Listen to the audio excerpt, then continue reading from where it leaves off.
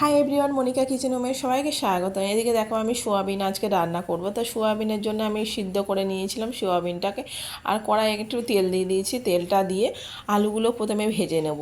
তা আমি আলুগুলো আলাদাভাবে ভেজা তুলে নিলাম না, ওই তেলের মধ্যে আমি আলুগুলো ভাজা হয়ে গেলে আমি ওই তেলের মধ্যে আমি তেজপাতা ফোড়ন দিয়ে দিলাম। আর আমার পুরো ভিডিওটা দেখার জন্য অনেক অনেক ধন্যবাদ। আর যদি পুরো ভিডিওটা দেখো, সবাই ভালো লাগলে লাইক কমেন্টস করো আর সাবস্ক্রাইব করে পাশে দেখো।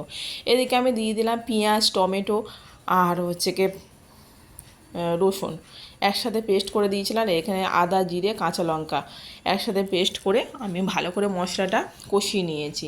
এবার ভালো করে মশলাটা কষিয়ে নিতে হবে।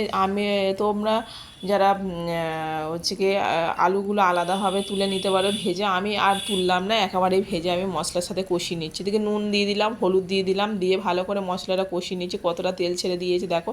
মশলাটা এইভাবে তেল ছেড়ে দেওয়া পর্যন্ত অপেক্ষা করতে হবে। তেল ছেড়ে দিয়েছে, আমার অনেকটাই মশলাটা কষানো হয়ে গেছে। এবার দিয়ে দেবো সোয়াবিনগুলো, সিদ্ধ করা যে সোয়াবিনগুলো আমি করেছিলাম সেই সোয়াবিনগুলো দিল। এইভাবে রান্না করলে সোয়াবিন মাছ মাংস ফেলে মানে খেতে ইচ্ছা করবে, এত সুন্দর লাগে। আর সোয়াবিন এইভাবে মাংসের মতো রান্না করলে মাংস আর খেতে ইচ্ছে করে না, মাংসই খাচ্ছি। তা এবারে দেখো আমি একটু চিনি অ্যাড করলাম, তা ব্যালেন্সটা ঠিক থাকার জন্যে। আর তোমরা গুঁড়ো লঙ্কা ইউজ করতে পারো, আমি গুঁড়ো লঙ্কা ইউজ করলাম না, আমি কাঁচা লঙ্কা দিয়েই ইউজ করি বেশি তরকারিগুলো আমার দেখেছো রেসিপিগুলো।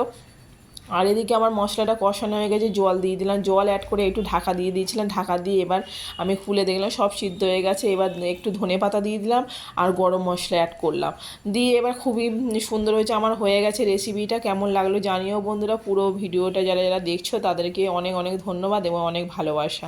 এইভাবে তোমরা একবার ট্রাই করে দেখো। তা সোয়াবিন মানে এত সুন্দর লাগে খেতে, আর কেমন লাগলো জানিও বন্ধুরা। আমার পুরো সোয়াবিনের রান্নাটা রেসিপিটা পুরো কমপ্লিট হয়ে গেছে। আর কত সুন্দর দেখতে হয়েছে, কাঁচা লঙ্কা দিয়েই বানিয়েছি, কাঁচা লঙ্কা দিয়ে বলেছি ওই জন্যে।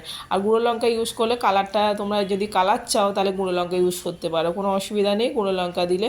আমরা কাঁচা লঙ্কা দিয়ে ইউজ করি বেশি, সাধারণত ঘরোয়া পদ্ধতিতেই রান্নাটা করি, ওই জন্যে কাঁচা লঙ্কা ইউজ করি।